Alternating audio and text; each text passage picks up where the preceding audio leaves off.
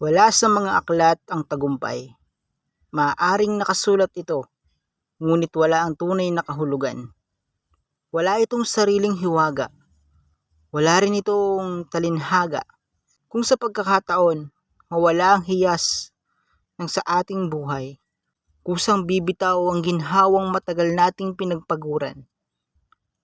At ang iyong mata ay may luhang tumutulo tulad ng ulan.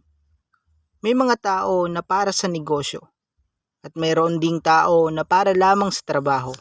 Ilang taon na pero wala pa rin nangyayaring tagumpay sapagkat aking napag-alaman na ito ay hindi totoo sa mundo.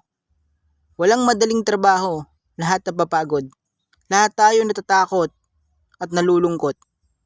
Ang dahil sa kamamadali natin maunahan ng tagumpay, ang iba binabawi ang buhay. At ang dahil sa pagmamataas at inuuna ang karangalan, nakakalimutan nating pananampalataya ang tunay na kahalagahan. Kaya tayo nilikha para sambahin ang nag-iisang Panginoon. Dahil iyon ang ating tungkulin sa mundo. At ang tagumpay ay nakalaan. Tayo ay mamamatay at sa kabilang buhay, nandoon ang tunay na tagumpay.